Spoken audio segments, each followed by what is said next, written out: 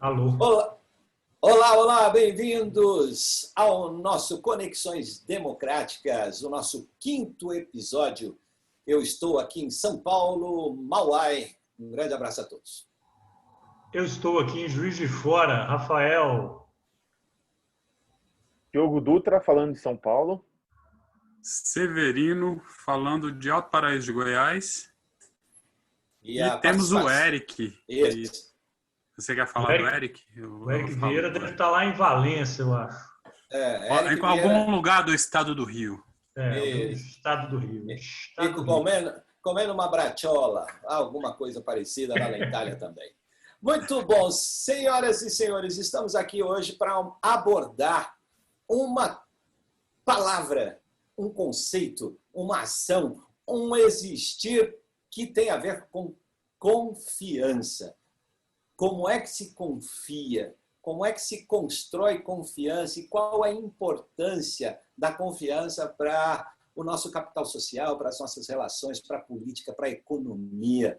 O que é, afinal, confiar? Então, confio em vocês agora e a gente abre essa conversa para falar sobre confiança. Eu posso chutar primeiro essa bola. Acho que essa semana veio uma reflexão forte sobre a palavra confiança de várias esferas diferentes, né? Mas eu acho que o mais interessante ao falar da confiança é o que gera a falta dela, né?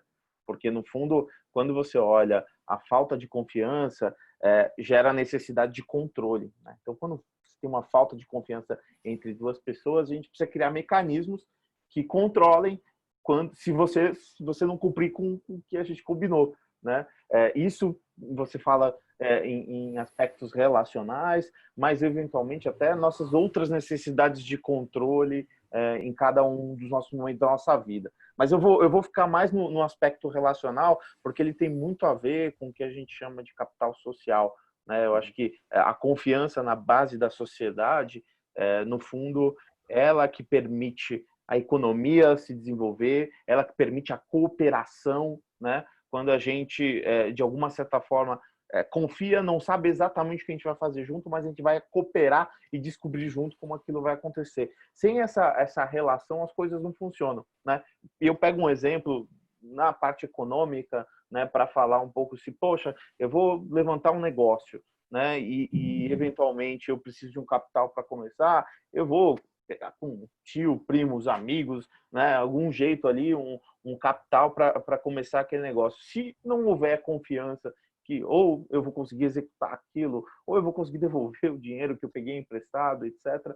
E isso não funciona. E assim, aí eu estou pegando um exemplo muito simples, mas na verdade todas as relações de contratos e etc. são baseados nisso. E a partir do momento que você chega em uma sociedade que começa a desconfiar constantemente um do outro, né, que a gente começa a enxergar hoje um pouco a nossa discussão política indo para um espectro mais de desconfiança do que confiança, você abala tanto a base da sociedade que isso pode ter impactos, inclusive, econômicos, né? Então, comecei aí um pouco esse bate-bola, eu vou passar a bola para quem quiser agora, mas eu acho que o ponto central da confiança, ela vem com a falta dela, né? Quando você enxerga a falta, você precisa de controle. E aí começa a degradação das relações sociais. Perfeito. Bem colocado. Severino, e se a gente ampliar essa questão da confiança também para a relação com a verdade e com a mentira? Porque para haver confiança é necessário ou pede-se um ambiente, um emocionar onde haja menos conflito e mais verdade, mais fatos, mais compreensão. E aí, como é que fica isso? Será? Será? Será que é menos conflito? Talvez não, né? Se o conflito pode ser considerado também como um aprendizado, né? A gente conflitua necessariamente, não quer dizer guerra, né? A gente pode discutir as coisas e também de uma maneira pacífica, de uma maneira pacífica mesmo, no sentido de chegar a consensos e discutir e aprender com as discussões também, não? Eu acho que é mais a questão com a qual a gente lida com o conflito que é o problema, né? E a gente tem uma cultura que fala para você que o conflito é ruim, que o conflito deve ser escondido, você não... É melhor deixar quieto, deixa para lá, isso é coisa pequena, vai ficar esquentando a cabeça com isso. Não, então faz o seguinte, chama a polícia. Tá incomodando? Tá a música alta? Chama a polícia. Chama a polícia que a polícia resolve. Então, aquilo da rede, eu queria até postar aqui aqueles diagramas do Bara, mas eu não sei se rola de postar. Dá para colocar. Eu coloquei aqui, ó. Vamos ver. A gente tem a rede, né? Olha aí. Vocês estão vendo? Tá, eu tô. Tem essa primeira aqui, ela uma rede, é um nó da rede, é uma pessoa, né? Aqui você tem uma rede hierarquizada, que é a chamada descentralizada. E aqui embaixo você imaginando que cada um desses nós é uma pessoa, quer dizer e essas ligações quer dizer que está trocando informação, essas pessoas estão trocando informação umas com as outras. Ou seja, elas confiam umas nas outras, né? Então, se elas confiam umas nas outras, existe fluxo de informação e existe confiança. E isso é também um sinônimo para o que a gente convenciona chamar de capital social. Para mim faz muito sentido. O Augusto de Franco, o nosso amigo, fala nessa linha, né? E para mim faz muito sentido pensar redes sociais, rede social, como capital social, como sinônimo de capital social, né? Porque quanto mais as pessoas confiam umas nas outras dentro de uma sociedade, numa rede, mais conexões entre elas. Se você tem mais confiança, por exemplo, é muito provável que na sua sociedade, acho que já deu para passar a ideia, deixa eu tirar aqui o... Espera aí só um pouquinho, eu só queria mostrar... Tela. Bom, quer voltar lá? Volta lá, só porque eu queria só dar uma reforçada, porque esse diagrama de Bara, ele foi criado lá na época da Guerra Fria por causa da comunicação que pediram para ver como é que durante a guerra os Estados Unidos poderiam escapar de perder a guerra. E aí o cara falou, olha, se vocês tiverem comando centralizado, se acertar aquele centro lá, acabou tudo. Comando descentralizado... né? Tem vários comandos. E aí, distribuído é o terceiro aí. E tem a ver com controle, que eu queria só lembrar, porque o Diogo chamou atenção para isso. O controle.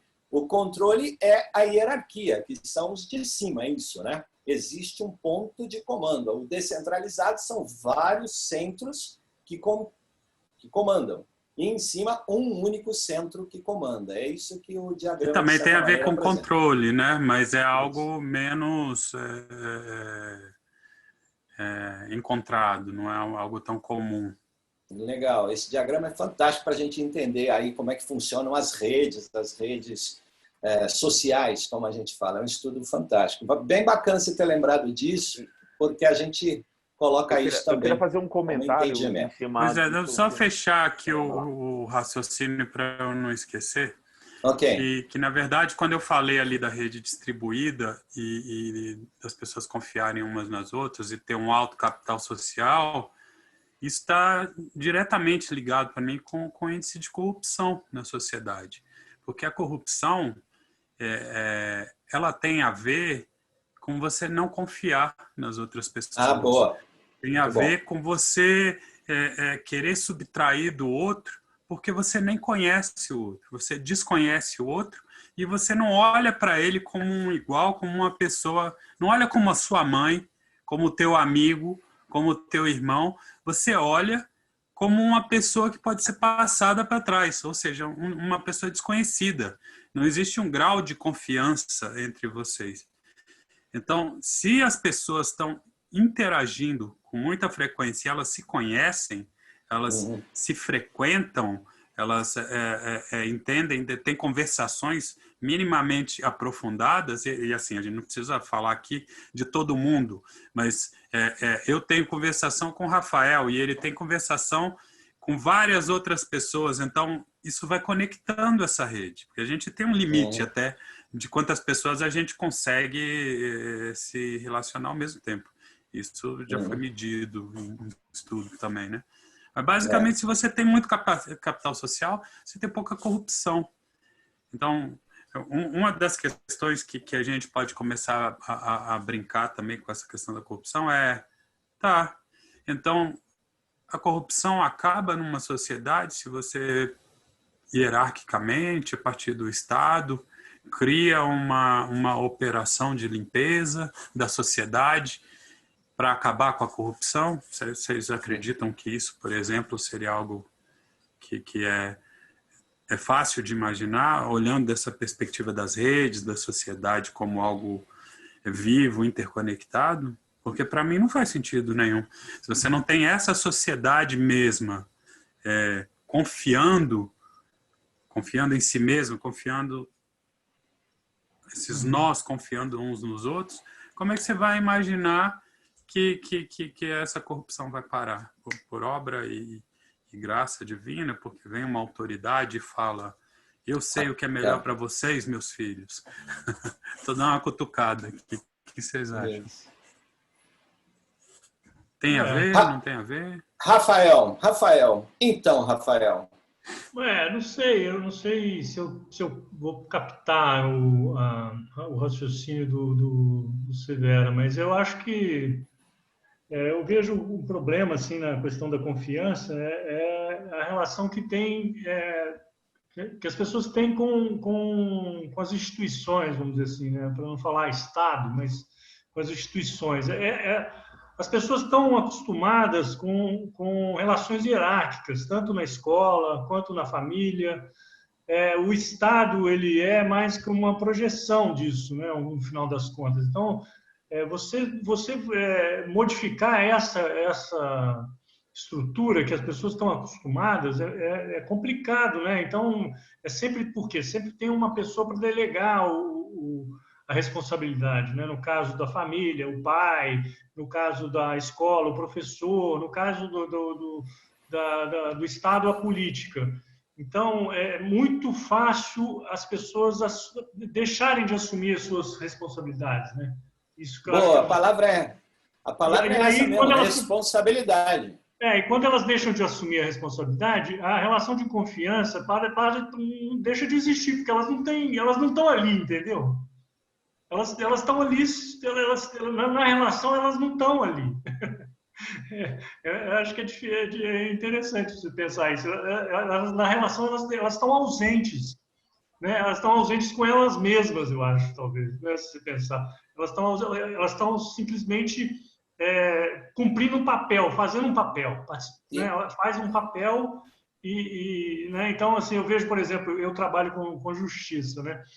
Eu fico pensando muito isso, né? Sobre, por exemplo, criminosos, né? Os criminosos reiterados, as pessoas que você vê toda hora que estão lá na justiça, tem inquérito toda hora. Então, como é que aquelas pessoas elas continuam indo para lá, né? Assim, por quê? Porque elas assumiram um papel, né?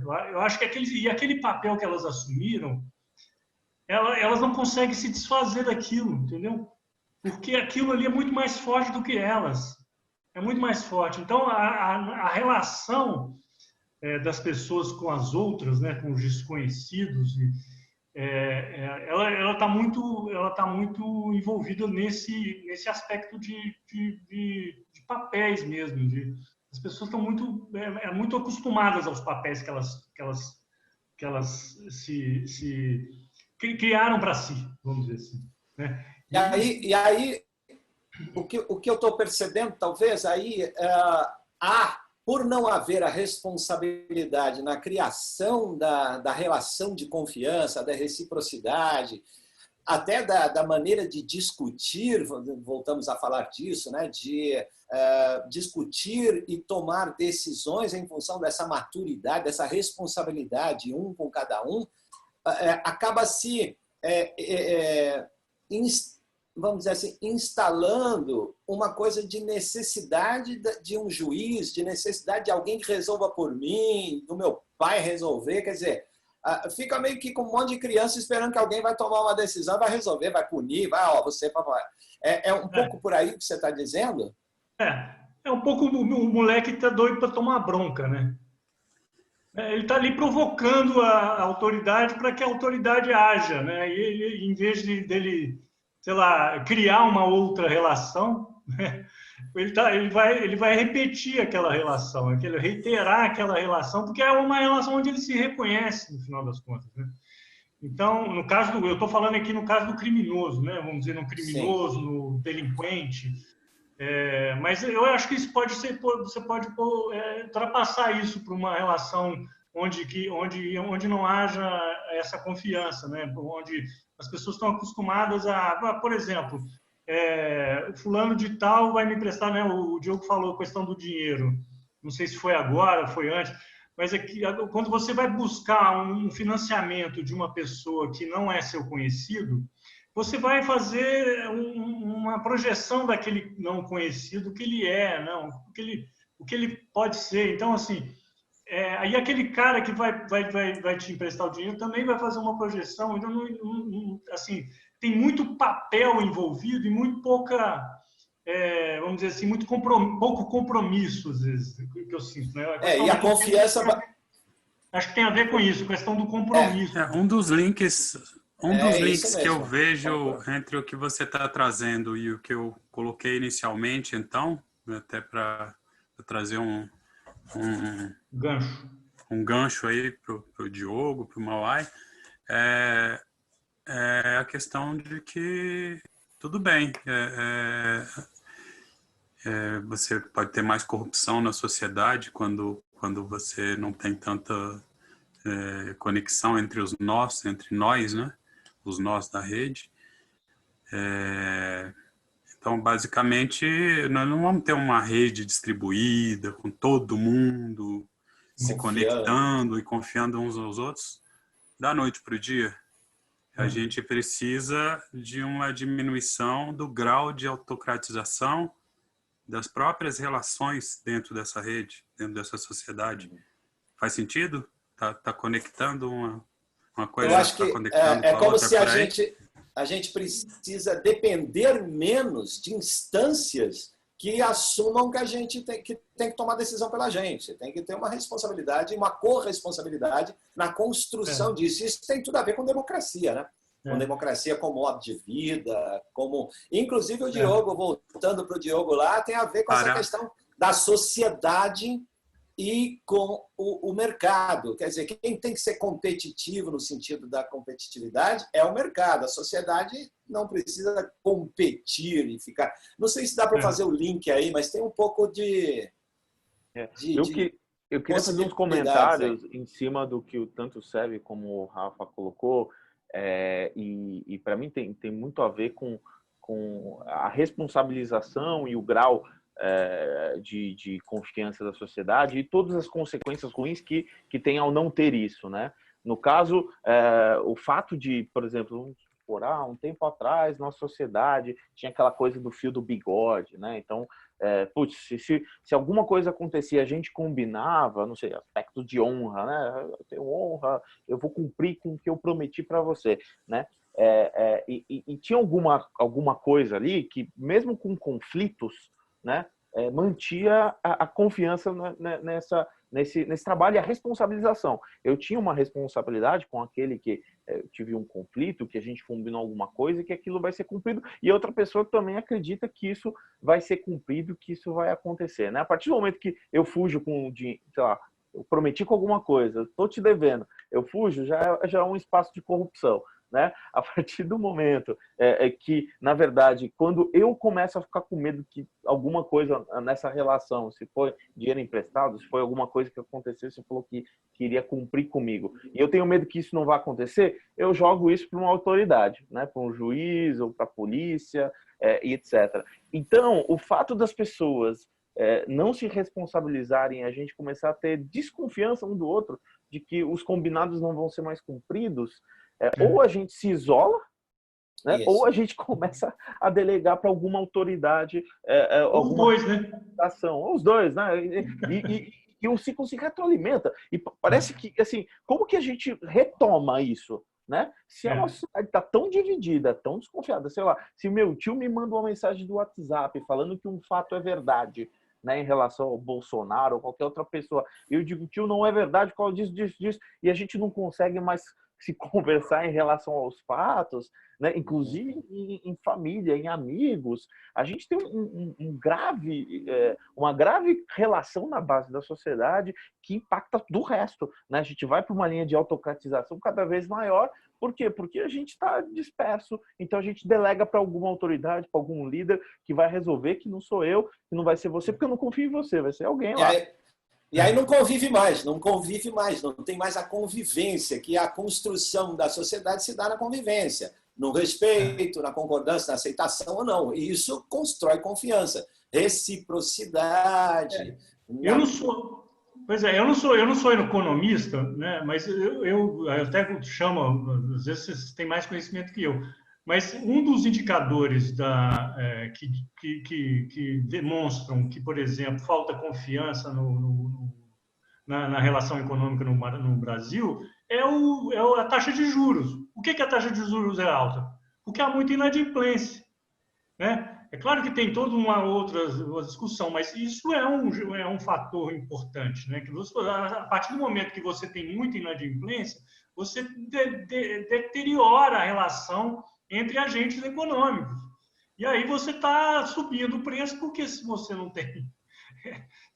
tem confiança, você tem que subir o preço. Que é exatamente isso que o Mauai comentou quando ele fala, né, que o capital social, que é a confiança na base da sociedade, ajuda muito o mercado a tomar suas decisões, né, o entendimento de empréstimo, porque o mercado tem a ver com isso, né, com o dinheiro agora que vai retornar no futuro e que você tem uma expectativa e confia que aquela economia vai caminhar para um lado. Então, o mercado, ele é competitivo, né?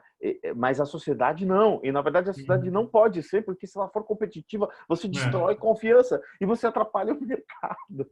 Isso, bem colocado. Tem uma experiência, não sei se vocês já viram falar do Yunus, né, em Bangladesh. Vocês já ouviram falar do Yunus? O Yunus ele fez uma experiência, né, que parece que deu Nobel, né?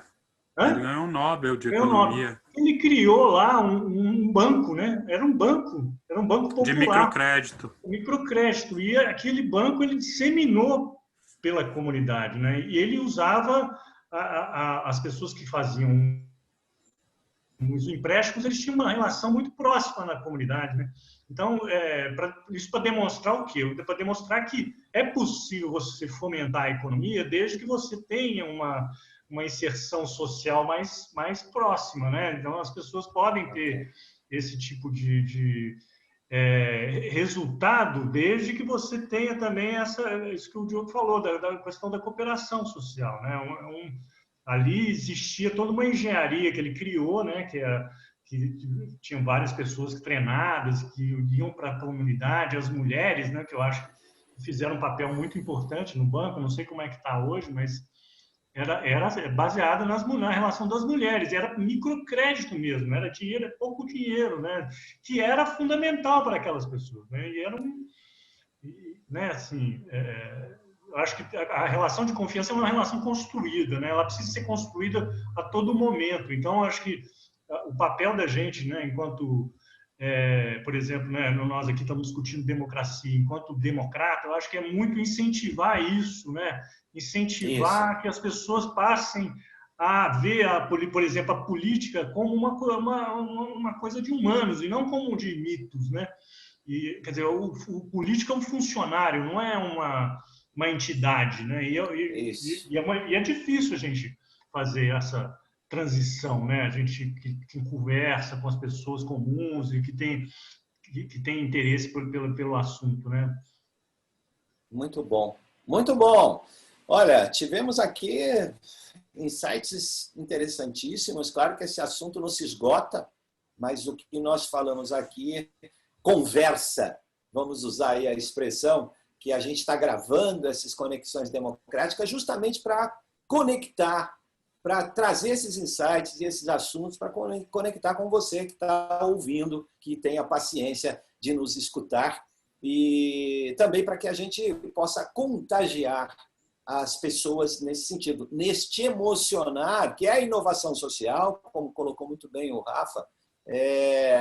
Não basta ficar dando assistência e dando dinheiro. Precisamos fomentar democracia, desenvolvimento através de redes, como disse, trouxe para nós o Severino aí com o diagrama do Baran, sobre redes mais distribuídas. Quanto mais a gente faz as pessoas se aproximarem, fermentarem, polinizar ideias boas, mais possibilidade a gente tem de desenvolvimento, tanto de melhoria das relações de confiança. Não sei, fica aqui, eu faço essa breve conclusão aqui e eu deixo para vocês aí para a gente fechar a nossa Conexões Democráticas de hoje.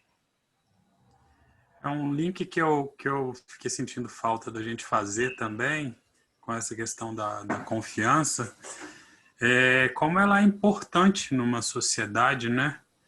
Ela é tão importante que se começa a haver uma profusão de mentiras dentro dessa sociedade, de inverdades, em uma quantidade tão grande que as pessoas não conseguem mais lidar com elas, isso gera uma confusão tão grande que você para de confiar em quem pensa diferente.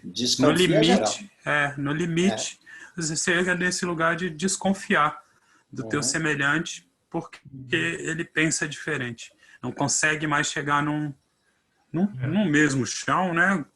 Como é que eu vou falar do planeta? A Lua está subindo ali e a Terra é plana. Vai faltando vocabulário, vai faltando... parece que está faltando um chão comum, né? A mentira ferra com a confiança.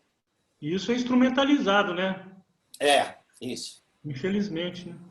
Eu, pegando esse gancho da instrumentalização e o gancho do SEV, e pegando inclusive com o nosso episódio 1, né, aqui da Conexões Democráticas, eu acho que quando se instrumentaliza esse processo da mentira, você tem um processo muito interessante de autocratização que acaba se criando inimigos, né? Ao se instrumentalizar esse processo e ao criar, sei lá, uma identidade para mim contra o externo, você usa desse processo para criar guerra, né? Eu acho que o ponto que eu falo do primeiro episódio ao divulgar essa mentira, ao se criar cisões, você está constantemente minando confiança, né? Através desse prisma, que é o meu prisma institucional, que eu posso botar capuz de religião ou de um partido político específico que cria a guerra do nós contra o outro.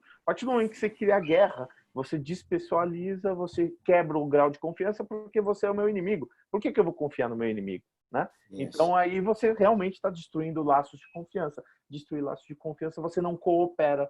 Então, você está fomentando ainda mais a autocratização. Muito bem. Eric Vieira, suas impressões para este final do nosso Conexões Democráticas de hoje? Sei. Também. Acho que tá. Mas, legal. Mas a gente fala disso, Eric, na próxima, tá legal? Fica aí as impressões de Eric Vieira. Muito obrigado, bem-vindos e agora bem-idos todos. Até o próximo Conexões Democráticas. Um grande abraço do Mauá. Abração. Abraço, gente. Até a próxima. Aonde desliga no encerrar. Abraço, Eric. Abraço, Eric. Show de bola. Chama de volta o Eric.